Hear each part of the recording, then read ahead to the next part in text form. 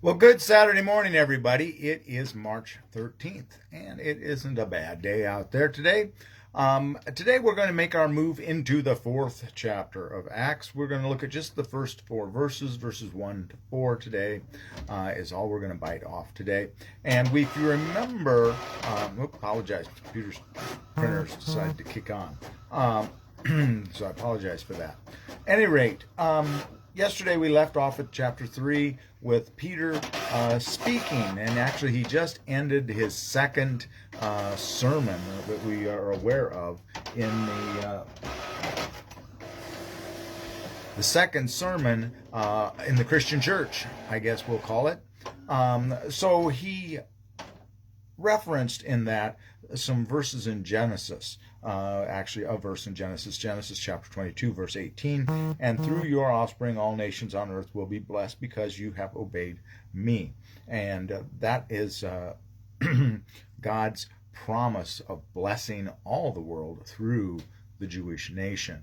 Of course, that bit of scripture comes immediately after, or well, it's the tail end of the whole thing with Isaac and Abraham, where Isaac has been taken up on them on the mount to be the sacrificial offering, and then God provides the ram, a lamb, sheep, as the substitute for God will provide.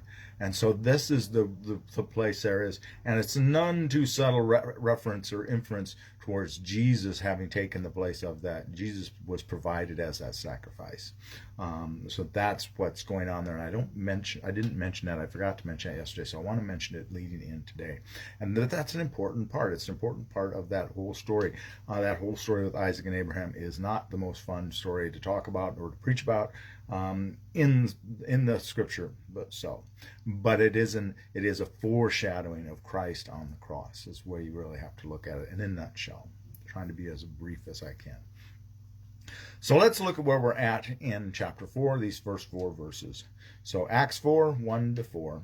While Peter and John were speaking to the people, the priests, the captain of the temple, and the Sadducees came to them, much annoyed because they were teaching the people and proclaiming that in Jesus there is the resurrection of the dead.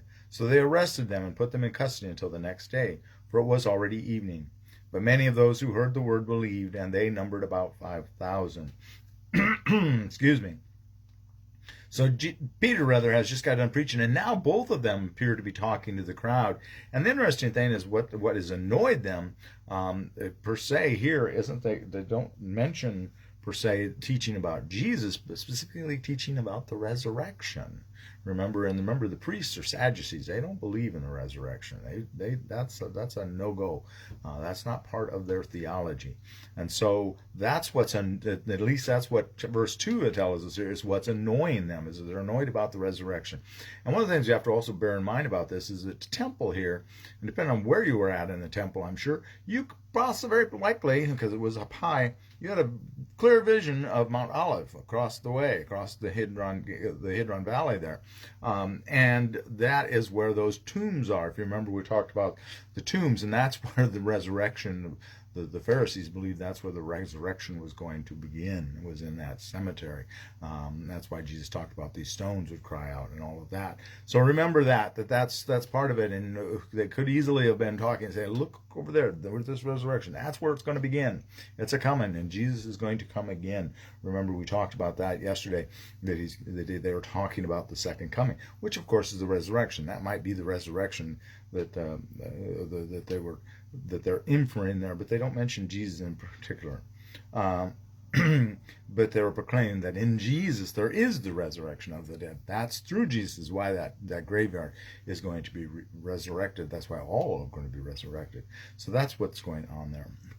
But the point we want to take away from this is that in spite of the persecution, in spite of them coming and arresting them, in spite of them looking and perceiving that you could perceive that they may have failed, they added 5,000. Again, that's probably just men. That's not the women.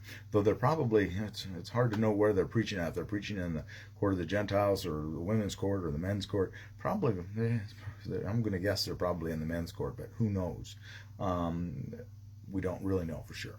But at any rate, that's where I'm going to leave you out today. I'm going to give you a short one today because we had a long one on Thursday. And I'm going to go out and enjoy the day. So make sure you enjoy the day. Remember that no matter how you may feel that people are coming after you, actually when people start coming after you, that's probably when you're making the most dent, right? Remember that, because that's what's going on here. The more they talk, the more they're being persecuted. So with that, have a very wonderful day. Please, please, please be a blessing to someone today. Talk to them about Jesus, the resurrection of the dead. Have a blessed one. We'll see you tomorrow, 10 o'clock, for worship. All right? Bye-bye.